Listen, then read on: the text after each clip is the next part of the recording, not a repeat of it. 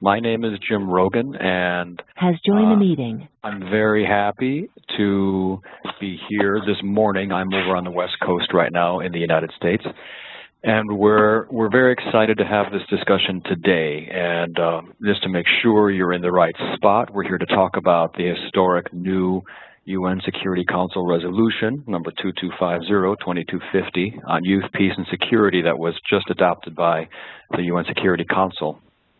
First, a note on myself and ECCN. I'm a senior advisor on conflict and crisis for USAID's new Education and Conflict and Crisis Network, and we're very happy to host this event. And if you've not heard about the ECCN, we're a community of practice composed of USAID staff, USAID implementing partners, and others that are all working to increase equitable access to and improve the quality of education in crisis and conflict-affected environments. Now, the ECCN was initiated to promote knowledge generation, sharing among practitioners, policymakers, and researchers. And today's discussion is just such a timely exchange. And we'll be adding to the chat on our website. So please stay involved with us going forward. Now, Security Council Resolution 2250 is the first that addresses only young men and women and urges greater representation by youth in peace building and countering violent extremism. It's been hailed as a breakthrough, recognizes for the first time the important role played by youth and youth-led organizations to build peaceful communities and underpin democratic governance.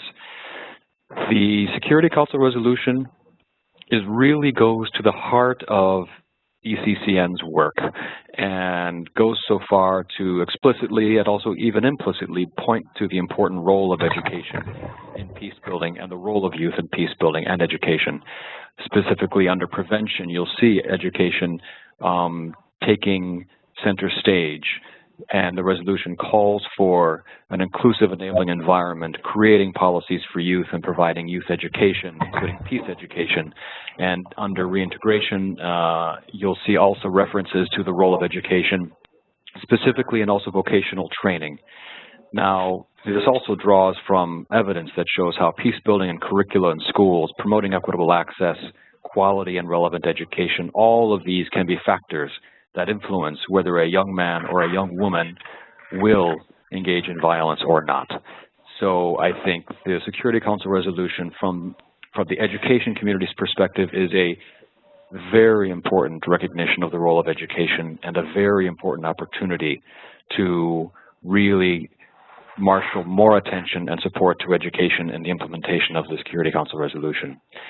So I'll stop there on the role of education because I know our esteemed group of speakers will really get into the details about that, but we're looking forward to hearing thoughts about the role of education from your perspective in the implementation of Security Council Resolution 2250. And I really stress the word implementation because as historic as this resolution is, we all know, those of us that have worked with SCRs in the past, it's really all about implementation. So I'd like to hear from everyone about implementation and what they see might be important steps and important actions that can be taken. Now I'm going to hand over to Saji Prelis. I'm sure all of you know Saji. He's the Director of Children and Youth Programs at Search for Common Ground. He's also the co-chair of the USAID ECCN. And Saji is a colleague of mine with whom I've worked on youth and peace building issues since I was back at UNICEF when we began working on the guiding principles, to this year's Amman conference, and even our work on the recent practice note on what works in youth and peace building. So Saji will say a few words, and Saji will then introduce our distinguished group of young speakers. So I'll stop there, and thank you for all joining this important conversation. And Saji, over to you. Thank you very much, Jim, and good morning and good afternoon and good evening to folks who are joining us on the phone and online as well. I see folks from Europe and other places also joining us, so it's really good to see the diversity of people interested in this topic. Thank you, Jim, for that introduction, but also for framing this conversation and talking about the historic nature of this resolution. Let me take a minute to describe a little bit why this is historic. It is historic also because, one, is that it was generated not by just Security Council members. The impetus came from young people themselves. Over 11,000 young people from around about 122 countries helped in shaping the desire for this resolution and helping to shape the language for this resolution. So yes, it was written, it was approved and endorsed by the Security Council, but the real energy and the passion and the commitment for that clearly came from over 11,000 people feeding into that process. But in Jordan, the Kingdom of Jordan took the lead in actually facilitating that with the member states of the Security Council itself.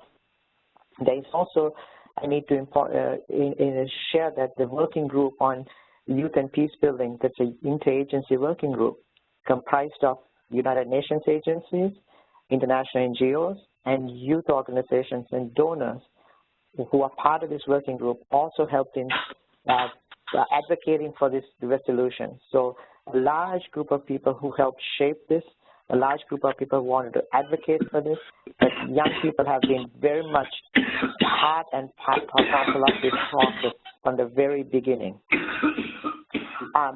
If I may ask my colleagues who are joining on the phone and on the internet, if you can mute your phones, I think it will help for the clarity of this conversation also, please. So it's important that to recognize the role young people played in shaping this itself, which also goes then to the implementation of it. Yes, it is historic, but like Jim said, it will only remain on paper if we as a community don't act on it. Now that we have this resolution, it's our collective responsibility to work with member states, work with governments, work with international organizations, but ensure that young people are part of this process moving forward, because it calls for young people's participation in decision making. It calls for young people's participation in peace processes. It calls for young people's efforts in preventing violent extremism and also promoting sustainable peace. So all these are part of this process, but we cannot do this without young people in mind and their equal engagement in this process. So in that same spirit, I wanted to take this moment to not only celebrate the resolution, but also as we celebrate this, we want to ensure that young people have a role in this conversation. So this is one of the first of those many conversations we'll be having. So with that in mind, I want to take, first thank all our speakers who have volunteered to come and share their wisdom and experience with us. We have three amazing speakers, and I'll start with a young woman named Sabah Ismail, who is from Pakistan, who works with an organization called Aware Girls in very difficult circumstances in Pakistan. And I remember in April of this year, where at the Security Council, where the Crown Prince of Jordan hosted the first Security Council meeting on violent extremism and youth, where one of the key speakers actually on the floor of the Security Council mentioned Sabah and her sister's organization, Aware Girls, and the amazing work they are doing. So with that, it's a huge privilege for me to welcome Sabah to share her thoughts briefly around this issue of education and the Security Council resolution and what it really means to young women from Pakistan, for example. Sabah, the floor is all yours. Thank you so much, Saji. Thank you so much for the introduction. I'm very honored to speak here today with all of you. As Saji introduced, my name is Sabah Ismail, and I'm the co-founder and executive director of Aware Girls. Aware Girls is a young woman-led organization working for gender equality, women empowerment, and peace in the northwest of Pakistan. So I actually grew up in an area which is struck by religious extremist groups like Taliban for more than a decade, and where more than 70,000 people have lost their lives because of terrorism. The religious groups and the militant groups, they use different strategies to recruit young people. The people from our area, they love their religion, so the militants, they use the love of the religion of the people, and they recruit it by different means, They glorify people like Osama bin Laden. They glorify weapons and wars. They also use our education system to recruit young people. So there are many factors responsible for the religious extremism in my area. But today I will focus on how education is used as a tool to recruit young people. In 2011, a post-conflict needs assessment was carried out for the tribal areas and the Northwest Province, with support from various international agencies that even include the European Union and the government of Pakistan. They identified that high levels of illiteracy contribute to the vulnerability of the population, to the rhetoric and predation of extremist groups, and their views are drivers of conflict. So young people aged between 15 to 29 account for at least 30% of the population, and they are particularly vulnerable to recruitment by these radical groups. Many attend schools and madrasas which promote violent ideologies.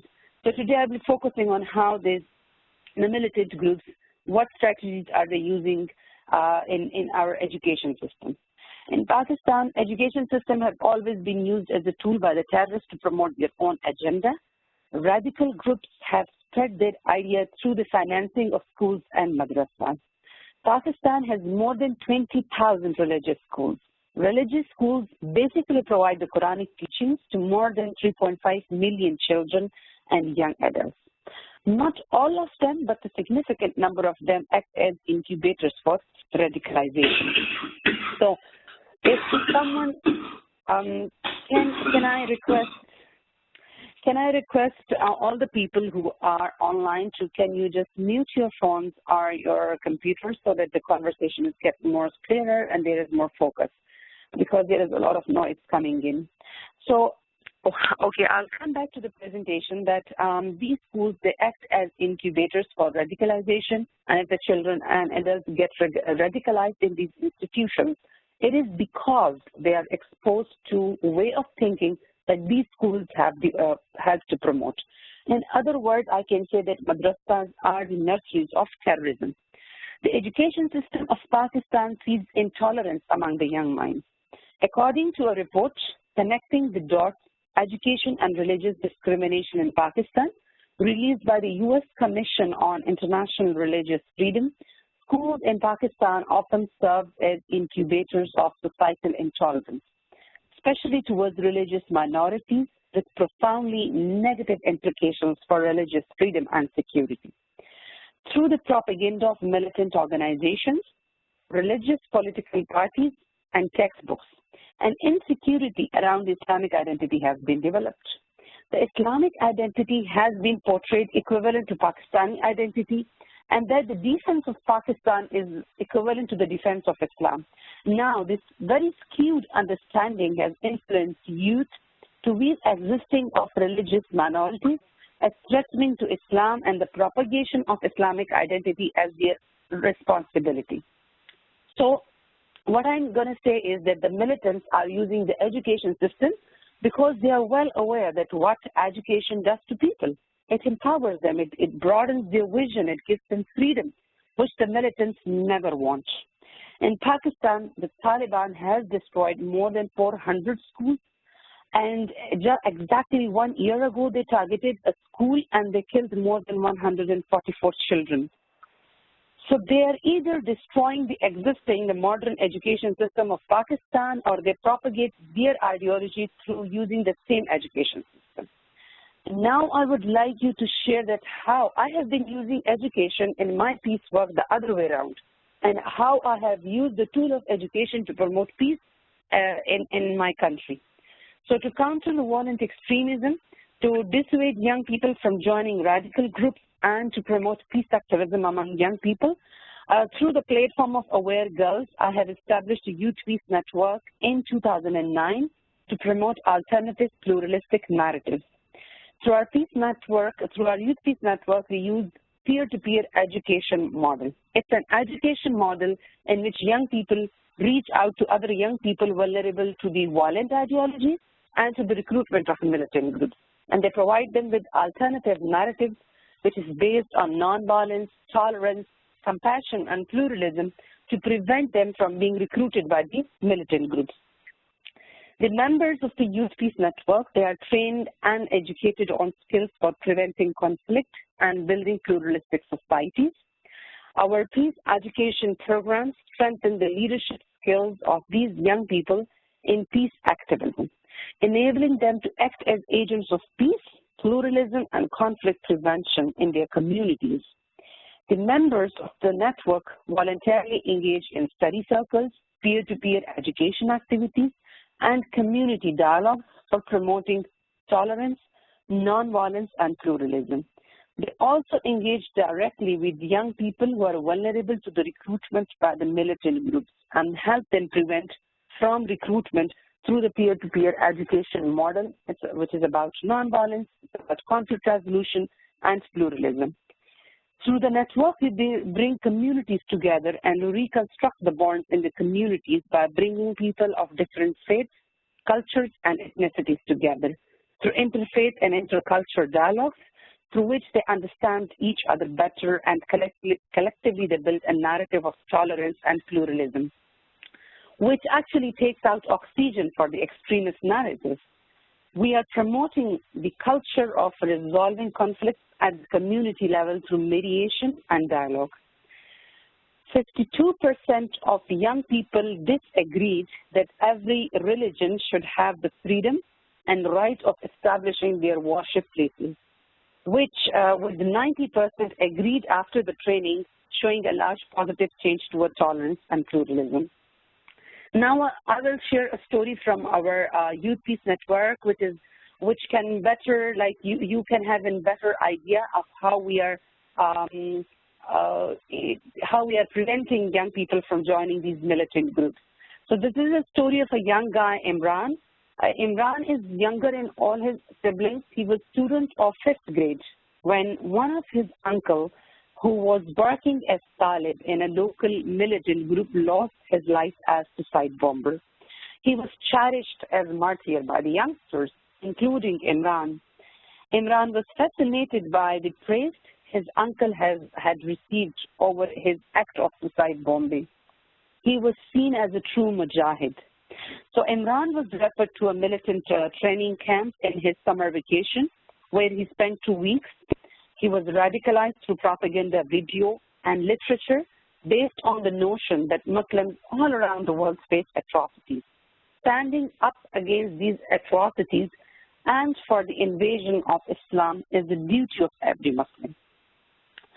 Imran returned to his home to meet his parents before he could go to the longer military course. Abdullah, our Youth Peace Network member, met Imran to talk to him. Initially, Imran remained aggressive and he refused to meet Abdullah because he considered Abdullah a Western puppet. So in the meetings, they discussed the examples of compassion, tolerance, and forgiveness of the Prophet Muhammad, and evidences that Islam allows people of all religions to live together in peace. So in a few more meetings, Imran realized that he was given very selective and wrong information in the training camp. He realized that his religion is about living together with peace. He decided to continue going to school rather than join the militancy training camp. So through our Youth Peace Network, we are engaging more than 500 young people directly as partners who collectively work with young people in the community for promoting culture of nonviolence and peace. They provide opportunities to young people for civic engagement and work on preventing the vulnerable young people from joining the extremist groups. We are challenging the narrative that young people are not just the perpetrators, they are the agents of change. Our Youth Peace Network has members from the Malakand division, from all over the tribal areas of Pakistan, and we have extended our program to Afghanistan last year as well. Taliban and the militants are promoting militancy among young people. We are promoting nonviolence. They are promoting hatred. We are promoting harmony by bringing people of different cultures together. They recruit young people in the militant groups. They prevent young people from radicalization and joining the militant groups. Taliban harms education, especially girls' education, and we are promoting education to bring peace in our community. Through our work, we are proving it every day that we, the young women and girls, are investing in our communities for countering violent extremism. We are dealing the issue with a holistic approach. We are aware that countering violent extremism is not just about preventing young people from getting recruited. It is just one part of a bigger problem of violent extremism. And part of the solution is to ensure policies which ensure inclusion, pluralism, social cohesion, protection of the freedoms of the citizen, and most importantly, women empowerment. So therefore, from the platform of United Network of Young Peace Builders, UNOY, we started advocating for the resolution on youth peace and security since 2012, and it has successfully passed last week from the UN Security Council. The resolution 2250 on youth, peace, and security will empower young people and youth-led organizations to hold their governments accountable to make sure that the governments invest and the states invest in young people education. Resolution 2250 is the first to focus solely on the role of youth in peace building and countering violent extremism.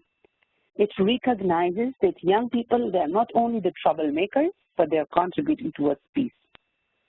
The Resolution 2250 focuses on educating young people to help achieve peace and security. In the last, I would like to give a few suggestions and recommendations for the donor agencies. And one is to consider ways to increase inclusive representation of youth in decision-making levels while designing any policy, any program or project. There should be more programs should be designed focusing on economic opportunities of young people that can include vocational trainings and education programs, etc. The list can go on. And then to work with the local grassroots level youth-led organization to empower youth in peace building and conflict resolution, rather than opening up like their own offices every year. It's important to work with the existing grassroots level youth-led organizations.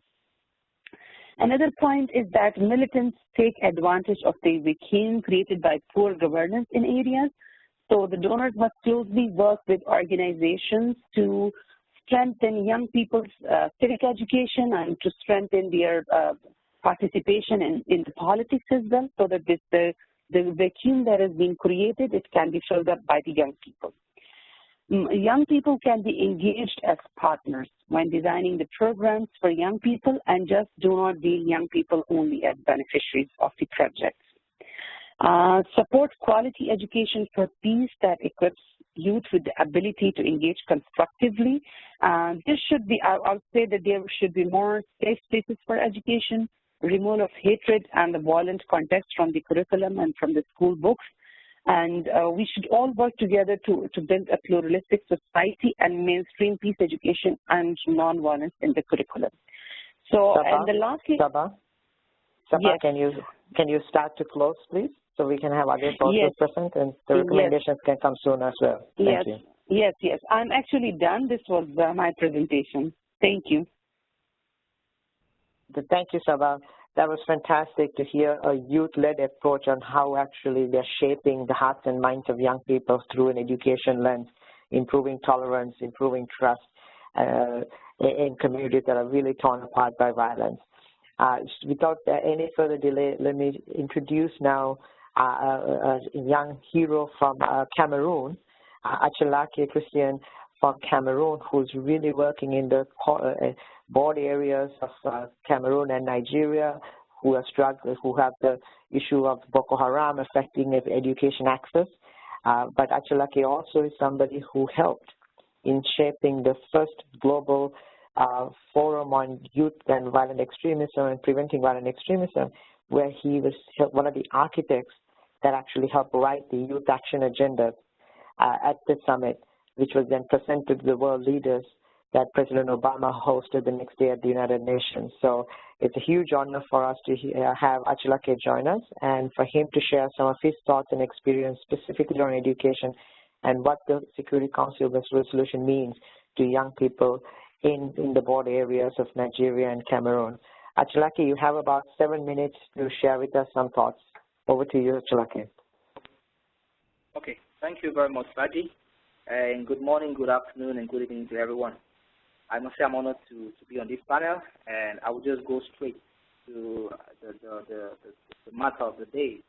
I'm a Achilake Christian from the Republic of Cameroon and a youth civil society activist working for over 8 years with young people in Cameroon. Well, my whole motivation to work in the domain of peace and security is actually based on my past history, growing up from one of the most violent communities in my country, and actually taking part in violent extremist activities and street fighting and other stuff. And at one point in time, I had to cross the carpet to become an ambassador of peace and actually working with young people in my country to see how we can preach peace each way we can. And so far, based on the success of some of our work, I was opportunity to be appointed as the Cameroon Youth Ambassador to the Commonwealth to actually represent the voice of young people at the level of the Commonwealth. And equally, I currently serve as a national coordinator of the Youth Civil Society in Cameroon, where I've been volunteering for over 8 years today. And in that capacity, we have engaged very seriously in education and promoting peace and other domains. Because looking at the context which we have in Cameroon is not the same as what we have in Pakistan or what we have in New York. We are in a less developed country and which is really touched with corruption and other social challenges. And the bad thing about it is the lack of some of these amenities is actually giving way for violent extremist groups to recruit young people. So bringing in education in this domain, it's one of the things which we see on the ground is that in the northern part of Cameroon, where we currently have the Boko Haram insurgents, and in the northern part of Nigeria, where the issue of violence is really rampant, it is firstly because there's lack of education. The access to education is quite small, and the quality of education for these young people is quite small, and making it a problem where young people in this region actually don't have access to education, which is the reality. And violent extremist groups are actually capitalizing on this inaccessibility of education of young people in this northern part of the country, see how they can recruit them and letting them know our government is not doing the work they were supposed to do. So this is the perspective which we have in Cameroon, and it is actually gaining ground because they are not saying this, they are not lying. They are actually saying there's no school which we can see on the ground. So when I was reading through the resolution, I felt too inspired because it's actually telling our government in particular and other governments in Africa to consider providing educational facilities for young people in order to prevent them. Because if we look at the push factors of young people actually engaging in violent extremism, education is one of the issues. Because violent extremists would capitalize on the fact that these young people are illiterate and they come in with crazy propagandas about religion and about the social structure of the country. So I think education, the Security Council actually putting education as a major aspect in this resolution means a lot. So this is actually the perspective which we have in Cameroon, because even when I was younger, when I was into violent extremist activities, I think one of the things which I was suffering from was a lack of quality education, and that education that can make me understand that I can love my country.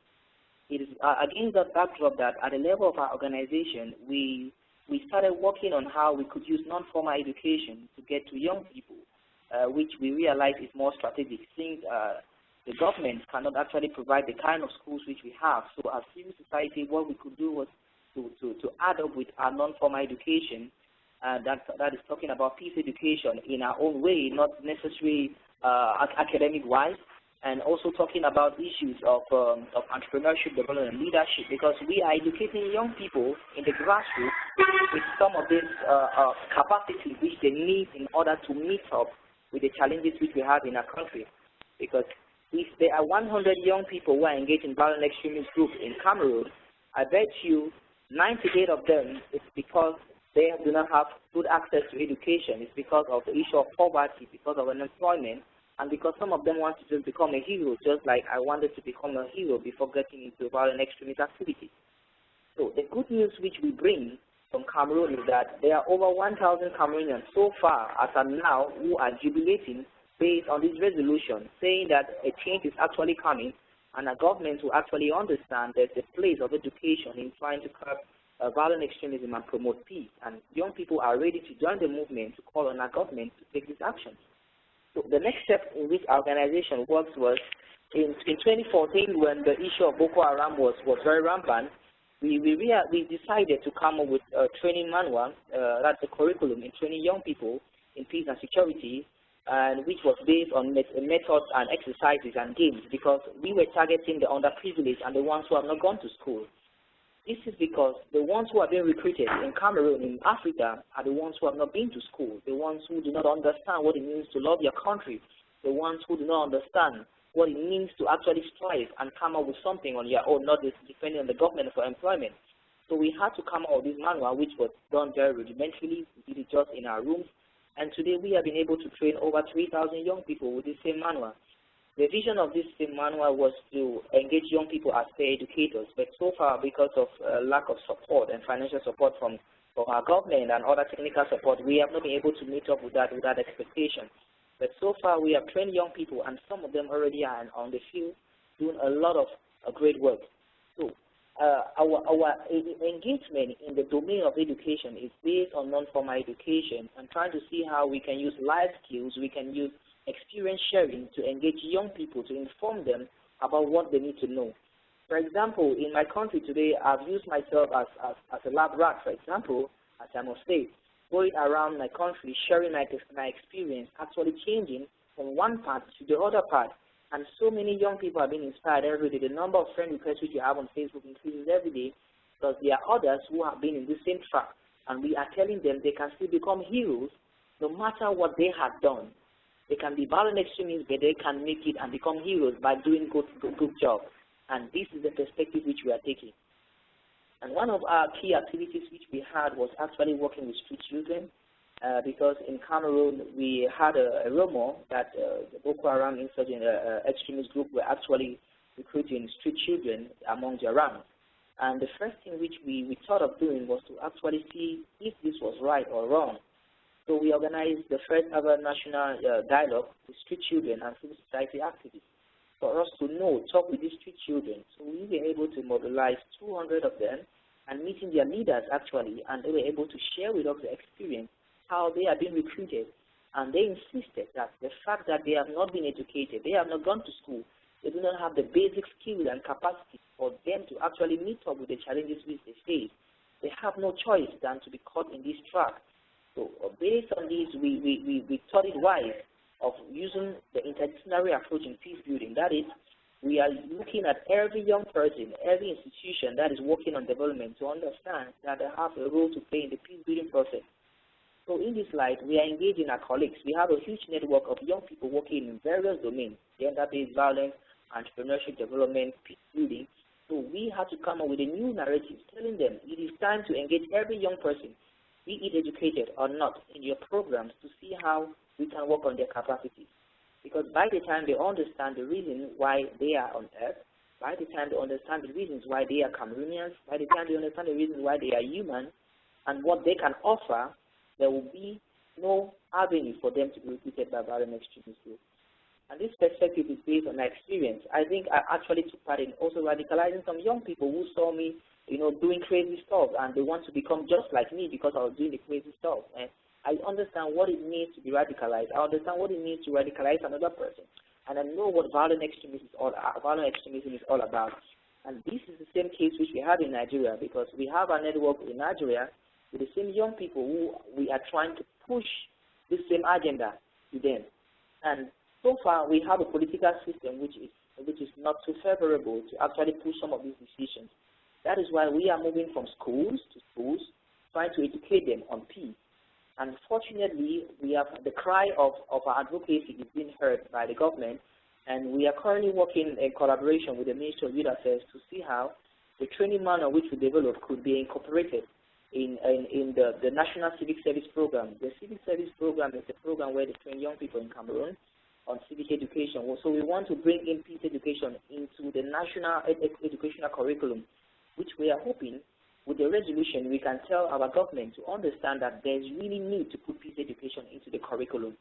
And so these are actually some of the stuff which we are trying to do to ensure that we educate our own young people from a different perspective, not necessarily building a school, but using non-formal education, peer education, experience sharing, dialogue, and other mechanisms in order to engage young people in the peace-building process. One of our other techniques which we are using is video. So we produced a video documentary which talks about the radicalization and recruitment of young people as soldiers by violent extremist groups. This video has been watched by hundreds of young people, and during our seminars, during our conferences, we project the same video for young people to see. And we are happy to say over 5,000 young people in Cameroon have been able to watch these videos.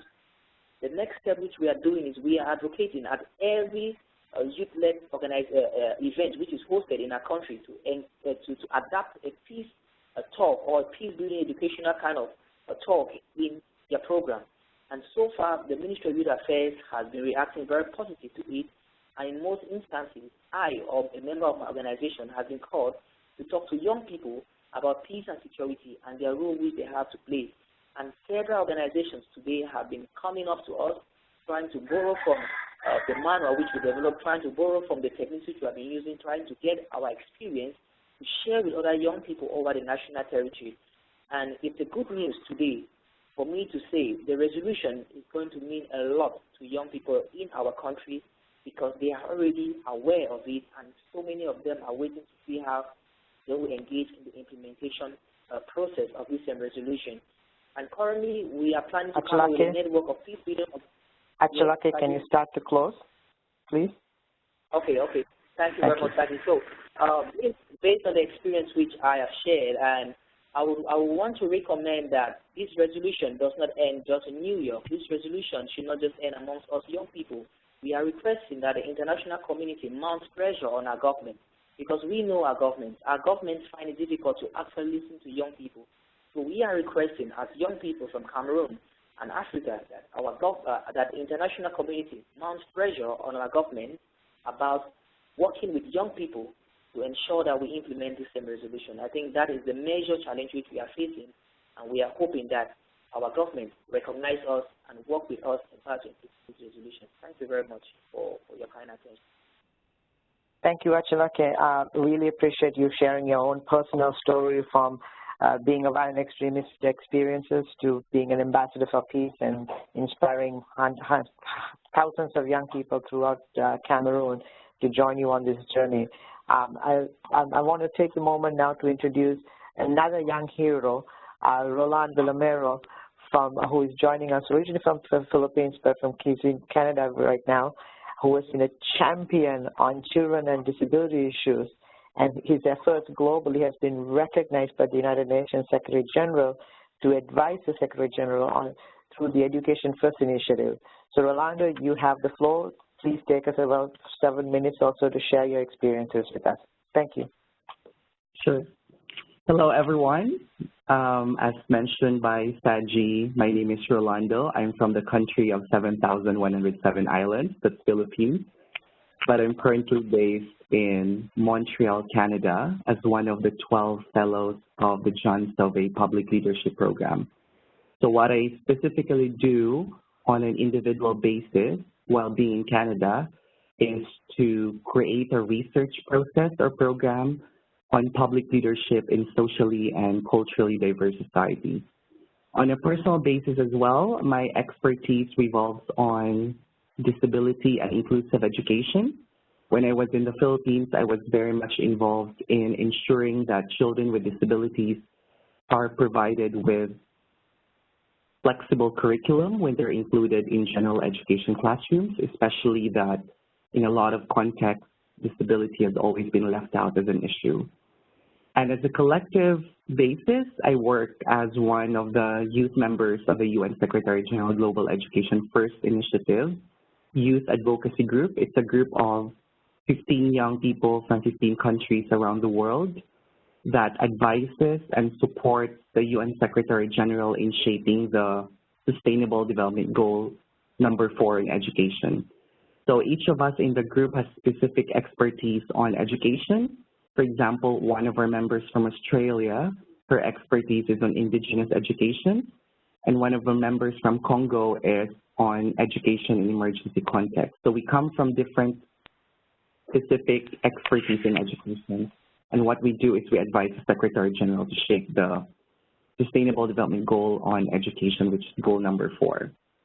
I just want to resonate what Saji mentioned a while ago, that this resolution is definitely a celebration. I first knew about this resolution when I woke up early in the morning and I opened my Facebook, and all I saw were posts of young people celebrating about this very historic document. And that particular atmosphere and experience or situation actually speaks a lot about how young people really own this resolution. And this concretizes the slogan, "Nothing about us without us," where young people are really actively involved in the process of formulating this resolution. And I actually love how Ashaliki ended his presentation when he said that there's a big need for the grassroots initiatives to be supported by international initiatives. And I'm here to specifically talk about and represent the international youth movement on education, specifically on the basis of Sustainable Development Goals which is SDG goal number 4 on education. I'd like to emphasize that what I will do today is to briefly reflect on the 2 major points that are mentioned in the resolution, specifically on the aspect of prevention and participation. And I would like to start with the aspect of prevention.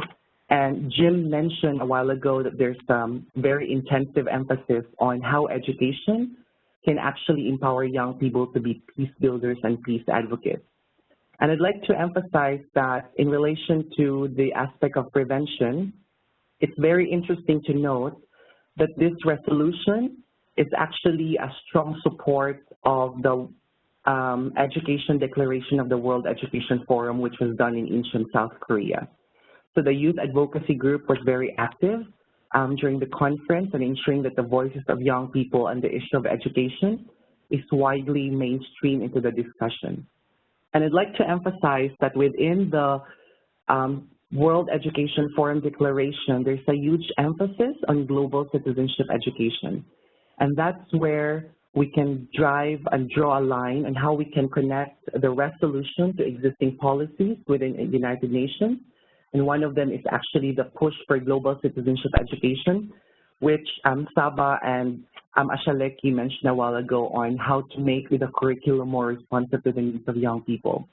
So if you look at the World Education Forum Declaration, there's a huge emphasis on global citizenship education. Well, this is a lot of definitions, and this simply means providing young people the tools to be able to live in culturally and socially diverse societies, developing the capacity to respect and to be inclusive amidst differences and diversity. And the global citizenship education also emphasizes on the importance of soft skills, not only in hard skills, but also looking at the soft skills. And I'm also interested to highlight that when you look at the resolution on the aspect of prevention, the document clearly exemplifies the need to provide youth employment opportunities and vocational training.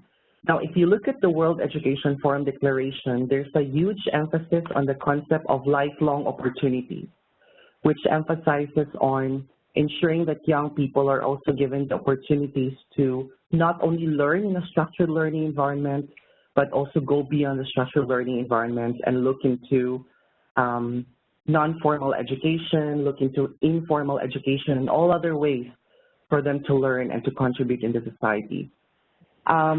One point that I'd like to emphasize here is on the aspect of participation, and this is very, very important.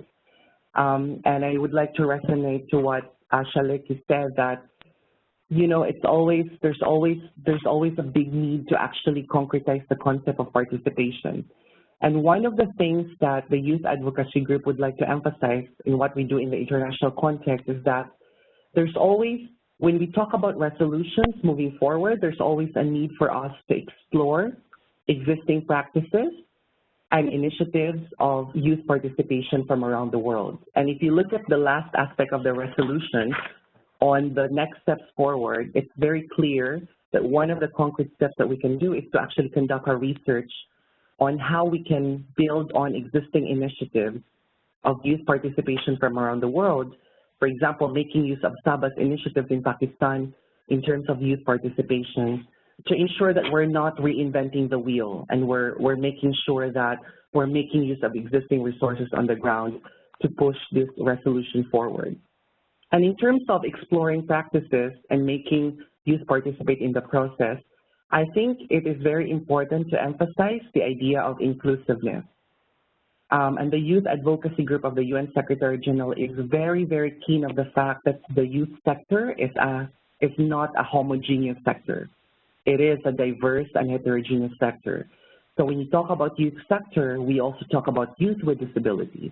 We also talk about indigenous young people. We also talk about people coming from ethnic minorities. So we're talking about very diverse set of young people within the youth sector. So the question now is, how do we ensure that when we talk about participation in the resolution, we're actually talking about inclusive participation? Now, it's been mentioned here in different aspects of the resolution that there should be a consultation in different levels, from the local to the regional to the national levels. And I think the challenge here is that how do we ensure that the consultation process is really inclusive to all the needs of young youth or young people? So for example, if you talk about youth with disabilities, how do we ensure that this sector is actively involved in the consultation process, considering that they have their own special needs? If you talk about deaf people or deaf young people, how do we ensure that they're actually included in the discussion, especially that most of our materials and most of the documents and even most of the platform opportunities for consultation are not necessarily inclusive to deaf people? So a very good example of this is that in September this year, the Youth Advocacy Group delivered the youth call to action to challenge and to actually push the government to be accountable on sustainable development goal in education. And before we come up with this document, we had an intensive consultation process, online and in person, to ensure that young people's voices are included. And one of the interesting features of this consultation is actually the provision of inclusive material. So when we conducted the consultation, we made sure that the questions were actually inclusive to people with disabilities, for example. So we had an online form where people could respond to, where these forms are actually inclusive to people with dyslexia, for example, and they can actually understand what they're talking about, and they can share their perspective in different aspects. So the bottom line here is that when we talk about youth participation in pushing this resolution forward, it's important to think about inclusivity, to think about the diverse needs of young people coming from diverse sectors. And also one thing that I'd like to emphasize, last two things before I end, is, you know, we work in the international level, pushing for policies and pushing for the implementation of education policies on the ground. And there's always a huge emphasis on the role of ICT and social media in bringing this forward.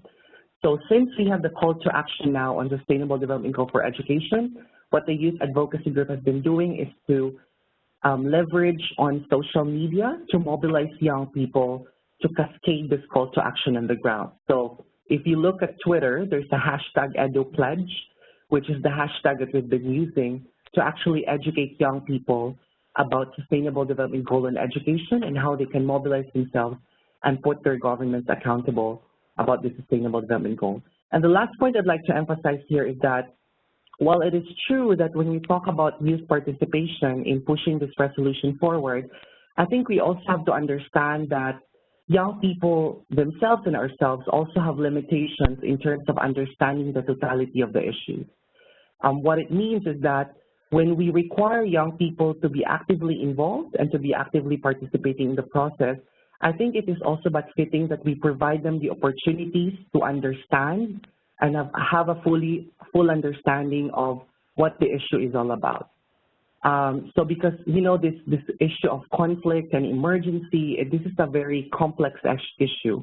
And one way of actually ensuring that young people are really actively participating is to provide them with the tools and platforms to understand this issue. So one of the things that the Youth Advocacy Group has been doing is we created the Youth Advocacy Toolkit, which is actually a toolkit that encourages young people to learn on how to mobilize themselves and understand the issue much better from their own respective communities. So just for your information, yesterday we've just concluded the youth advocacy training in Amman, Jordan, participated by young people from Middle East and North Africa on how they can fully understand the issue of peace and how they can make use of their own initiatives and activities on the ground to actually pursue the advocacy that they're doing. And also we did an advocacy training in Uganda involving young people who are refugees in Kampala to make them understand about the whole issue. And by giving this opportunity, they have a fuller understanding and they can mobilize themselves and the community in pushing this resolution forward. So that's all I can say in terms of international movements, and I'm very willing to respond to questions if there are. Thank you, Rolando. I really appreciate the very holistic approach you had at a global level around education, connecting some of the resolution language to the SDG Goal 4 as well. We have, unfortunately, around 6 minutes or so left on this call. So let me quickly go to see if there are a couple of questions we can quickly take from audience members and see if we can answer before we end this call on time. So let me open up the phones. If you can unmute yourself very quickly, introduce yourself and ask the question, that would be very much appreciated because we're very short on time.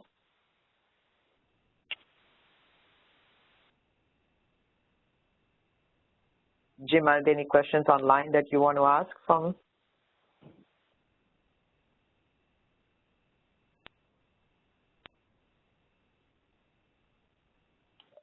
Saji, I'm sorry. I was trying to leave my chat area and move to the area where I could unmute myself. I just wanted to say that I felt that the presentations were rich and made very strong points.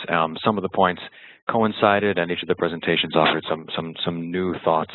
I've been populating the chat room with a few reflections and questions, and I don't know if any of the presenters would want to take any of them on. They ranged from, what are some very specific mechanisms by which young people, young organizations can actually begin holding accountable governments, and I should say also partners in support of governments to implement the Security Council resolution, specifically relating to provisions on education, equitable access, and so forth. I think that Rolando made a very important point, which is let's start unbundling what do we mean by participation given the heterogeneity of youth, for starters. So that was one question, which is specifically what are ways in which, starting, let's say, today and tomorrow, that the three presenters, given all their full engagement, that they see are as the levers of beginning to influence government action using the SCR. Over. Jim, can I respond? Go ahead, Rolando. In terms of mechanism, Rolando, very briefly, because we only have a few 2-3 minutes left. So go ahead, Rolando. I think the first step moving forward in terms of organizing mechanism is actually awareness raising. I think there's a massive need for us to actually bring this resolution to the young people and make them fully aware about this existence. I'd like to reflect on, when the global goals were actually adopted, there's a project known as the World's Largest Lesson. It's a movement that aims to educate children on the ground about the global goals for them to be actively involved in the implementation of the goals. So I think we can learn from that experience, and we can create initiatives on how we can make awareness raising more inclusive, more interesting, more useful, so that young people around the world will, first of all, have a clear understanding and awareness of this resolution. And I believe that if young people have the awareness and understanding of this, we can then mobilize them to actually bring this resolution forward in their respective communities. Thank you, Rolando. Can I say something, just very last comment? And also try to give any closing remarks very briefly as well, please, Sabah. Go ahead. Well, thank you so much. I would like to answer the question which Jim asked earlier about how can the international community help us. So I would like to answer that the international community can help us connect with other like-minded organizations all over the world. They can also give us the opportunity to share our experiences, because the militants want to silence us, and they have assassinated human rights defenders. So I think that it's very important that we have the opportunity to share the experiences, and so that we are not silenced. Also, the international community can help us connect with donors to raise funds, because we are a young women-led organization, and we really have big ideas to work on, but we are always short of funding. So in Pakistan, I think I will work with the government right now to make a national plan on the basis of this resolution, so that the young people are engaged in peace-building processes. Thank you. Fantastic. Thank you, Sabah. Oh, very, very cool. Achalake, over to you. Yes, I just want to say a few words about that. I think based on mechanisms, and as we currently in Cameroon, we are pretty started something, and based on the photos which I sent earlier, we have already reached out to over 1,000 young people on this resolution, and we know how they are feeling. And we think one of the things which we have to put in place is awareness, and making the awareness young people inclined. I think that's one of the things we want to do. And also meeting with government stakeholders. But what we want to do is we want to get young people actually making the noise for government stakeholders to understand. So we want to make a lot of noise about the same resolution, and also start doing things before people even realize that we have to do things. We don't want to wait on our government. We don't want to wait at times on just financing. We want to do it reverse. We want to do the work before any support that comes, we accept the support. I think that is basically the mechanism which we want to put in place, and we have started already, and we are doing the work. Thank you, Achalake. Fantastic to hear. Jim, any closing remarks from you? Hi, Saji. Thanks, and thank you for your very good responses, all of you. I want to stress one point which is crucial, and Saji and I have been working on this in other circles as well as the ECCN support team. The evidence of what works in terms of achieving equitable access, what works in terms of effective programs on education and youth peace building, whether it is peace education, leadership, and so forth, we must, as a community, do better in getting that evidence and using that as the basis for both awareness raising but also advocacy with governments and donors. I think those of us that have been very involved in trying to gather this evidence know that there is good work being done out there. Each of you is doing it. We need to be able to present the investment case to governments and to donors about what works, what has shown results, and what can be carefully replicated or adapted or customized or scaled up. So I think that is something which is looming large as we start looking at implementation of the Security Council resolution. I think we cannot lose sight of that, and we still have a gaping hole as an international community in this regard. And we can do it, but let's not lose sight of this. We need more done on this front. Agreed. Thank you, Jim. In my sense, in closing, I think, first of all, I want to thank the speakers, Sabah, Achalake, and Rolando, for taking the time to share your wisdom and experiences with us. Thank you also for your courageous leadership in this. If nothing else, one thing that's striking from all three presenters is that they are really the real heroes and sheroes of today. There are millions and millions of young people like them who are in the front lines, engaging on non-formal educational initiatives, trying to prevent young people from joining, encouraging them to become focused around tolerance and understanding and improving social cohesion. And these are the examples that need to be actually celebrated, but also championed even more. So it's really important to recognize this. the other thing is that the Security Council resolution talks about partnerships with young people. There are ample examples of amazing work young people are doing. And Jim, you're right. I think it is important to collectively work on understanding the impact, and collecting that evidence of that impact is important. One way of doing that is really helping young people to actually lead that process. And us as international actors, creating that enabling environment and supporting them in that process also is important. So with that, you know, this is a historic moment in the context of young people's voices. The Security Council has heard the young people's voices and responded, and that mandate, now it's mandated for member states, civil society to take this and breathe oxygen or life into this at the country level. And it's so in that celebratory mode, I want to say thank you for everyone to join in this conversation. We will share some of the results of this conversation, and this is an ongoing conversation on a number of topics, including health and others. So thank you for your participation from around the world, and we'll keep in touch. Thank you very much, everyone. Have a great day. Thank you.